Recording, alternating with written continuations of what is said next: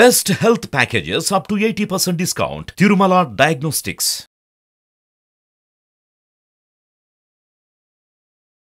నమస్తే సురేష్ గారు. నమస్తే అండి ఉషా గారు. 2024కి సంబంధించి చాలామంది జాతక రీత్యా చూసుకుంటే ఏ విధంగా ఉండబోతుందని తెలుసుకోవాలనుకుంటూ ఉంటారు. రాసుల వారికి ఒక్కొక్కరు మాకు ఈ సంవత్సరం ఏ విధంగా ఉంది, వ్యాపార రీత్యా ఉద్యోగ రీత్యా అని అడుగుతూ ఉంటారు. మిథున రాశి వారికి ఈ నూతన సంవత్సరం ఏ విధంగా ఉండబోతుంది, ప్రత్యేకించి ఏ ఏ విషయాల్లో జాగ్రత్తలు తప్పకుండా వహించాలి అంటారు? ఖచ్చితంగా అండి, చాలా మంచి క్వశ్చన్. ఎందుకంటేనండి ప్రతి ఒక్కళ్ళు రాబోయే సంవత్సరం వాళ్ళ జాతకం ఎలా ఉంది ఏంటని తెలుసుకోవాల్సిన రెస్పాన్సిబిలిటీ ప్రతి ఒక్కళ్ళ మీద ఉందండి. మనం ఉగాది అప్పుడు చూసుకుంటాం, ఇప్పుడు న్యూ ఇయర్ అప్పుడు కూడా చూసుకుంటాం అనమాట. దానివల్ల ఏంటంటే వచ్చే ఫ్యూచర్ అంతా వాళ్ళు కరెక్ట్గా ప్లాన్ చేసుకోవచ్చు. ఎక్కడెక్కడ పాజిటివ్గా ఉంది, ఎక్కడెక్కడ నెగిటివ్గా ఉంది, ఎక్కడ స్లోగా ఉంది, ఎక్కడ స్పీడ్గా ఉండాలని వాళ్ళకి తెలిసిపోతుంది అనమాట.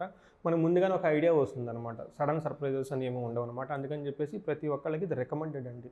అట్లీస్ట్ ఒక 5-10 మినిట్స్ ఒక వీడియో చూస్తే ఏమవుతుందంటే ఒక అర్థం అవుతుంది అనమాట, క్లారిటీగా ఉంటుంది. 2024 వాళ్ళకి మిథున రాశి వాళ్ళకి ఎలా ఉందో చూద్దామండి.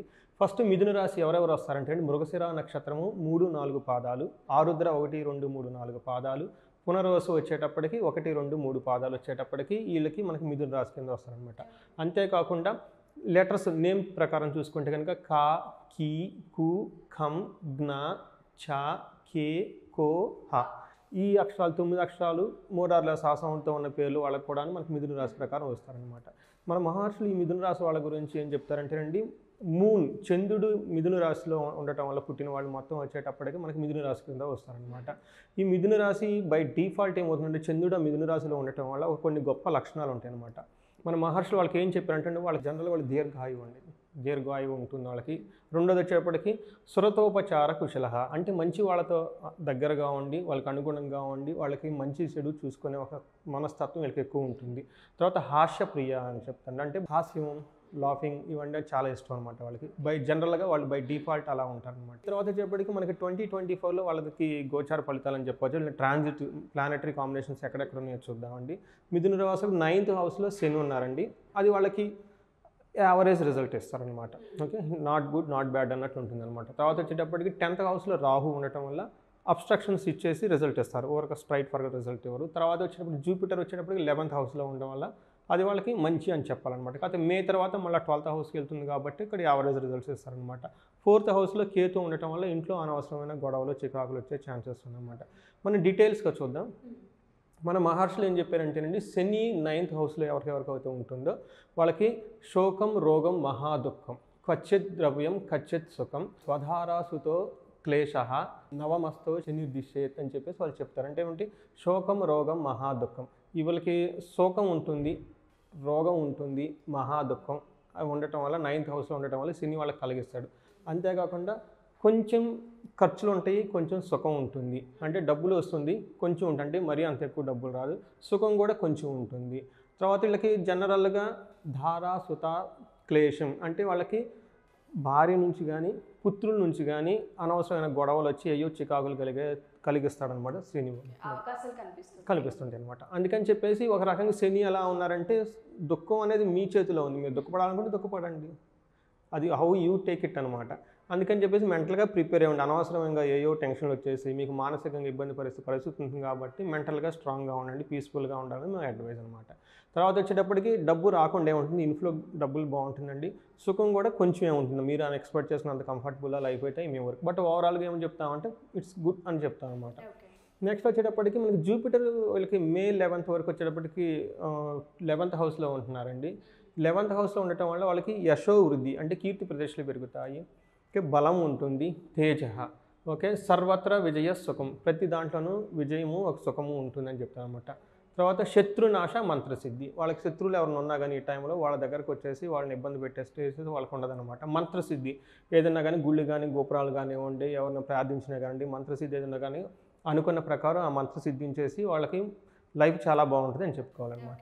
గురువు వచ్చేటప్పుడు వాళ్ళకి మే తర్వాత మళ్ళీ 12th హౌస్లోకి షిఫ్ట్ అయిపోతూ ఉండటం వల్ల వాళ్ళకి కొంచెం ప్రాబ్లమ్స్ ఉంటాయి. అంటే అప్పటి నుంచి వాళ్ళకి అనవసరమైన ఖర్చులు వస్తాయి అనమాట. ఆ ఖర్చులు కూడా మంచి పనులకు ఖర్చు పెడతారు. అంటే మ్యారేజెస్ కానివ్వండి, ఫంక్షన్స్కి అటెండ్ అవ్వటం, బర్త్డే సెలబ్రేట్ చేయడం, ఒక మంచి సందర్భంగా వాళ్ళు అంటే మంచి కార్యాలు చేస్తారు, దానివల్ల డబ్బు ఖర్చు అవుతుందని మనం చెప్పుకోవచ్చు అనమాట. ప్రాణి విక్రయ దూషణం, అనవసరంగా దూషణలు పట్టడం, ఓకే. జనరల్గా రైతులకైతే పశువులు కానీ ఏమైనా ఉంటే వాటికి సంబంధించిన వాటిని అమ్మటం కానీ అట్లాంటి ఇన్సిడెంట్స్ జరిగే అవకాశం ఎక్కువ ఉందన్నమాట. స్థాన భ్రష్టంచ దారిద్ర్యం, ఇది ఇంపార్టెంట్. జనరల్గా ప్రమోషన్స్ కాకుండా మనకి డిమోషన్స్, ఒక చోట నుంచి ఒక చోట జాబ్ షిఫ్ట్ అయ్యే ఛాన్సెస్ అవన్నీ వచ్చేటప్పటికి మనకి మే తర్వాత క్లీన్గా ఉందండి. తర్వాత దారిద్ర్యం అంటే అనవసరంగా అన్నం తినకపోవటం, తలనొప్పి రావటం, మాటలు పట్టడం, ఇవన్నీ ఛాన్సెస్ మే తర్వాత వీళ్ళకి ఎక్కువ ఉన్నాయి అన్నమాట, కనిపిస్తుంది. ఇవి ఏంటంటే మేజర్ ప్లానెట్స్, శని గురువు ఉండటం వల్ల. తర్వాత ఇవి కాకుండా మనకి రాహు కేతుని కూడా మనం తీసుకుంటాము. రాహు వచ్చేటప్పటికి ఏం చేస్తారంటే వాళ్ళకి 10th హౌస్లో ఉండటం వల్ల ప్రొఫెషన్లో అబ్స్ట్రక్షన్స్తో కూడి ఉంటుందన్నమాట. అంటే ఏ పని కూడా స్ట్రైట్ ఫార్వర్డ్ కావద్దు, ముందు ఒక అబ్స్ట్రక్షన్ వచ్చేసి మళ్ళీ ముందుకెళ్ళటం, ఒక అబ్స్ట్రక్షన్ వచ్చి ముందుకెళ్ళటం, అలా ఉంటుందన్నమాట. సో దాంతోపాటు ఏమవుతుందంటే ధన వ్యయం ఉంటుంది, అనారోగ్యం కూడా వచ్చే ఛాన్సెస్ ఎక్కువ ఉంటుందన్నమాట. తర్వాత 4వ ఇంట్లో మళ్ళీ కేతు ఉండటం వల్ల సేమ్ అనారోగ్యాన్ని చూపిస్తుంది. యత్నకార్య విఘ్నం అంటారు, అధైర్యము, స్త్రీల వలన కలహం. స్త్రీలు అంటే అది మనం ఇందాక శనికి కూడా చూసుకున్నాం. ప్లస్ కేతు కూడాను అదే వాళ్ళకి స్త్రీల వల్ల కలహం చూపిస్తుంది. ఆఫీస్లో కానివ్వండి, ఇంకొక చోట కానివ్వండి, లేడీస్తో కొంచెం జాగ్రత్తగా రిలేషన్షిప్ మెయింటైన్ చేస్తూ అనవసరమైన వాటికి లిటిగేషన్స్ పాటుగా వెళ్లకుండా ఉంటే చాలా బాగుంటుంది అని చెప్పేసి మనకి హింట్ ఇస్తున్నారనమాట. తర్వాత ఇప్పుడు కెరియర్ వైజ్ చూస్తే ఎలా ఉంటుందంటే ఓవరాల్గా మనం ఆల్రెడీ చెప్పుకున్నాం, కెరియర్లో స్ట్రైట్గా వాళ్ళకి రిజల్ట్ ఉండదు, కొంచెం అబ్స్ట్రక్షన్స్తో కూడా రిజల్ట్ ఉంటుంది. దాని గురించి వాళ్ళకి హార్డ్ వర్క్ చేయాలన్నమాట, బ్యాకప్ ఎప్పుడు పెట్టుకుని ఉండాలి. తర్వాత ఏంటంటే ఎక్స్పెక్టెడ్ ప్రమోషన్ ఇన్ ఏప్రిల్ మంత్లో కనుక వాళ్ళు చూస్తే ప్రమోషన్స్ వచ్చే ఛాన్సెస్ ఉందన్నమాట. ఎందుకంటే మళ్ళీ మే తర్వాత వాళ్ళకి బాగలేదు కాబట్టి ఈ లోపే గురువు షిఫ్ట్ అయ్యే ముందు ఒక ప్రమోషన్ ఇచ్చేసి షిఫ్ట్ అవుతారనమాట. తర్వాత ట్రావెలింగ్ వచ్చేటప్పటికి మే తర్వాత కెరీర్కి సంబంధించి లేదంటే ఉద్యోగానికి సంబంధించి ట్రావెలింగ్లో వచ్చే ఛాన్సెస్ వాళ్ళకి ఉంది. తర్వాత న్యూ జాబ్ ఎవరికైనా కావాలనుకుంటే మార్చి ఏప్రిల్లో వాళ్ళకి బాగుంటుంది, చాలా అనుకూలంగా ఉంటుంది. మళ్ళీ సెప్టెంబర్ అక్టోబర్లో కూడాను ప్రమోషన్స్కి వాళ్ళకి ట్రిగ్గర్ అయ్యే టైం ఉందన్నమాట. ఎవరైతే మిథున రాశి వాళ్ళు జాబ్ పర్పస్ ట్రై చేస్తూ ఉన్నారో ఈ కాలంలో కనుక ఈ మార్చి 7th నుంచి మార్చి 31st ప్రయత్నించాలి. మళ్ళీ సెప్టెంబర్ 18th నుంచి అక్టోబర్ 13th వరకు బాగుంటుంది అనమాట. ఆ తర్వాత వీళ్ళకి ఓవరాల్గా మే తర్వాత వాళ్ళ సీనియర్లతో అనవసరంగా గొడవ పట్టడం కానివ్వండి, అలాంటి ఏం చేయకండి. వాళ్ళు ఓకే అన్నట్లుగా 50-50గా ఉండేసి డిప్లొమాటిక్గా ఉండేసి మీ వర్క్ మీరు చాలా స్మార్ట్గా చేసుకోవటం నేర్చేసుకోవాలన్నమాట. అంతకుముందు ఉన్నట్లు ఉండదన్నమాట. అప్పటిదాకా ఏంటంటే ఎలా ఉన్నా వెళ్ళిపోతుంది అంటూ ఉన్న సిచ్యువేషను కొంచెం మీ బాస్ కానివ్వండి, మీ సీనియర్లు కానీ మీ వర్క్ని బాగా క్లీన్గా గమనిస్తూ ఉంటారు కాబట్టి, చాలా క్లోజ్ అబ్జర్వేషన్ ఉంటుంది కాబట్టి వాళ్ళతో అనవసరమైన ఆర్గ్యుమెంట్స్ అవి ఏం చేసుకోకుండా స్మూత్గా ఉండాలి. తర్వాత హెల్త్ వచ్చేటప్పటికి హెల్త్ ఓవరాల్గా అప్స్ అండ్ డౌన్స్ ఉంటుంది. ఇది బాగుంటుంది నేను చెప్పలేను. చాలా అటెన్షన్ హెల్త్కి చేయాలి. ఏప్రిల్, ఫిబ్రవరి, మార్చిలో చాలా హెల్త్కి సంబంధించిన అటెన్షన్ పే చేయాల్సి ఉంటుంది. వాళ్ళు జనరల్గా వచ్చేటప్పుడు అంత పెద్ద ప్రాబ్లమ్స్ అంటే ఐ ప్రాబ్లమ్స్, నీ పెయిన్స్ ఇవన్నీ జనరల్గా ఉంటాయి. బట్ అంత ఓవరాల్గా మనం ప్రాబ్లం ఉందని చెప్పలేము, ఇలా అని కూడా చెప్పలేము. But ups and downs health wise ఉంటుంది. తర్వాత ఫ్యామిలీ రిలేషన్షిప్స్ వచ్చేటప్పటికి ట్రస్ట్ ఇష్యూస్ బాగుంటాయండి. ఫ్యామిలీలో కేతు 4th హౌస్లో ఉండటం వల్ల వాళ్ళకి భార్యాభర్తల మధ్య సంబంధంలో వాళ్ళకి ఏమిటంటే విశ్వాసం ఉండాలన్నమాట. ఒకళ్ళ మీద ఒకటి ఆ విశ్వాసం అనేది కోల్పోయే సిచ్యువేషన్లు వస్తాయి. రెండోది స్త్రీల వల్ల గొడవలు అవుతాయి, మనం ఆల్రెడీ చెప్పుకున్నాం అనమాట. తర్వాత సిబ్లింగ్స్తో వాళ్ళకి రిలేషన్షిప్ బాగుంటుంది అనమాట. సిస్టర్స్తో కానీ బ్రదర్స్తో కానీ వాళ్ళ రిలేషన్షిప్ బాగుంటుంది. బిజినెస్లో కానీ వాళ్ళు ఏదైనా ఉంటే కనుక బిజినెస్లో పరంగా మనకి అన్నదమ్ముళ్ళు, అక్కా చెల్లెళ్ళు వచ్చి వీళ్ళకి సపోర్ట్ చేస్తారు, అంతవరకు ప్రాబ్లం ఏం లేదు. బట్ ఓవరాల్గా వచ్చేటప్పటికి కొంచెం ట్రస్ట్ రిలేటెడ్ ఫ్యాక్టర్స్ని ఎక్కువ బిల్డ్ చేసుకోవాల్సి ఉంటుంది. తర్వాత మనీ రిలేటెడ్ మ్యాటర్ ఓవరాల్గా చూసుకుంటే ఏమవుతుందంటే మనీ ఫ్లో వీళ్ళకి చాలా బాగుంటుంది, మే వరకు చాలా బాగుంటుంది. ఎందుకంటే శని కూడాను వీళ్ళకి ధనాన్ని ఇస్తాడు, జనం అయితే ఆపరు. తర్వాత గురువు కూడా వాళ్ళకి సపోర్ట్గా ఉన్నారు కాబట్టి మనీ ఫ్లో అయితే చాలా బాగుంటుంది.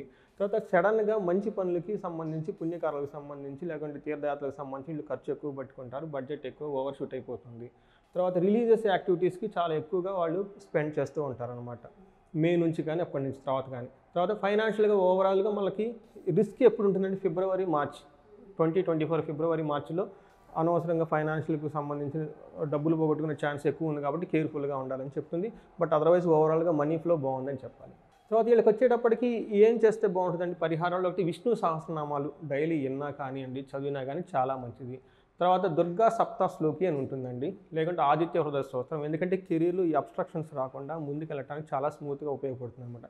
దుర్గా సప్తశ్లోకి చాలా చిన్నది, 7 శ్లోకాసే ఉంటాయి కాబట్టి చాలా ఎఫెక్టివ్గా ఆ మంత్రం చదవాలని నేను కోరుకుంటున్నాను. తర్వాత మృత్యుంజయ మంత్రం, హెల్త్ రిలేటెడ్ కనుక మృత్యుంజయ మంత్రాన్ని జపిస్తూ ఉంటే వీళ్ళకి మెయిన్ హెల్త్ రిలేటెడ్ ఇష్యూకి సంబంధించి కేర్ఫుల్గా ఉంటుంది. తర్వాత ఉద్యోగంలో స్ట్రాంగ్గా ఉండడానికి దుర్గా సప్తశ్లోకి కనుక చేస్తూ ఉంటే ఈ 2 చిన్న పరిహారాలు కానీ చాలా మంచి రిజల్ట్ వచ్చే పరిహారాలు కాబట్టి ఇవి చేస్తూ ఉంటే చాలా బాగుంటుందండి మిథున రాశి వారికి. సో మిథున రాశి వారు 2024లో బాగుండాలని, వృద్ధి చెందాలని నేను కోరుకుంటున్నాను. Thank you sir. ఎందుకంటే మీరు ఇందాక చెప్పారు భార్య పరంగా చూసుకుంటే కొంత మిస్కమ్యూనికేషన్స్ అండ్ రిలేషన్స్ కూడా స్ట్రాంగ్ చేసుకోవాలి, ట్రస్ట్ ఇష్యూస్ చాలా ఎక్కువ ఉన్నాయని చెప్పారు. ఒక మనీ పరంగా మాత్రమే కొంచెం ఫ్లో కనిపిస్తూ ఉంది వాళ్ళకి. మిగతా అన్ని విషయాల్లో హెల్త్ పరంగా చూసుకున్న కొంత అన్కంఫర్ట్గానే కనిపిస్తుంది. కాబట్టి ఎవరైనా మిథున రాశి వాళ్ళు మన ఈ ఎపిసోడ్ చూసిన తర్వాత వాళ్ళ ఇంట్లో వాళ్ళకి కానివ్వండి, వాళ్ళకి కానివ్వండి, ఒకసారి కన్సల్ట్ అవ్వాలి జాతకరీత్యా, పరిహారం ఏంటో తెలుసుకోవాలనుకున్నా, ఏం చేస్తే బాగుంటుందని అడగాలి అనుకున్నా ఒకసారి మనం అపాయింట్మెంట్ తీసుకునే అవకాశం ఉంటుంది అంటారా? ఉషా గారు, ఒక ముఖ్య ఉద్దేశం ఏమంటారంటే, ఇది అందరూ నేర్చుకోవాలి సబ్జెక్ట్ అండి. ఇండియన్ సైన్స్ అండి, ఇది చాలా ఓషన్ ఉంటుందన్నమాట. అసలు నేను ఇంకేం చెప్తానంటే, మన ఇంట్లో మనమే ఒకళ్ళు అట్లీస్ట్ ఒక వేదిక ఆస్ట్రాలజీ, ఒక వేదిక పండితులు తెలిసిన వాళ్ళు ఉండాలి. వచ్చేసి నేర్చుకోవచ్చు, చాలా సింపుల్ అనమాట. 1 వీక్ 10 డేస్లో ఈ రాశి ఫలాలు ఎలా చేసుకోవాలి, వర్షఫలం ఎలా చూసుకోవాలి మీరే నేర్చేసుకోవచ్చు అనమాట. ఒక 5 డేస్ కోర్స్ లాగా చేసి మనం దానికి అటెండ్ అయితే ది బెస్ట్ అనమాట. లేని పక్షంలో అట్లీస్ట్ వాళ్ళకి 1-to-1 కౌన్సిలింగ్ కానీ ఇంకా కావాల్సి ఉంటాయి కానీ, వేరే ఇష్యూస్ కానీ, మ్యారేజెస్ కానీ, హెల్త్ రిలేటెడ్ ఇష్యూస్ ఉన్నా కానీ మనకి స్క్రీన్ మీద కనిపిస్తున్న నెంబర్ కానీ కనెక్ట్ అయితే మనకి కౌన్సిలింగ్ ఇవ్వచ్చు astrology point of view. Thank you sir, thank you so much. Thank you అండి ఉషా గారు. సో ఎవరైనా సరే మా ఈ ఎపిసోడ్ చూసిన తర్వాత జాతక రీత్యా కనుక ఒకసారి సురేష్ గారిని కనుక కలవాలి అనుకుంటే ఖచ్చితంగా అప్రోచ్ అవ్వచ్చు. అది ఆఫ్లైన్ కావచ్చు, ఆన్లైన్ కావచ్చు, 2 అపాయింట్మెంట్లు తీసుకునే అవకాశం ఉంటుంది. జాతక రీత్యా మేము కొన్ని రాశుల గురించి మాట్లాడుతున్నప్పుడు ఇది మా రాశి, మాకు ఇలా అనిపిస్తుంది, కొన్ని కనిపిస్తున్నాయి కాబట్టి పరిహారం తెలుసుకోవాలనుకుంటున్నామని మీరు ఏమాత్రం అనిపించినా ఖచ్చితంగా ఎంక్వైరీ కాల్ చేయొచ్చు. సురేష్ గారి టీం మీకు పూర్తి వివరాలను అందిస్తారు. Thank you.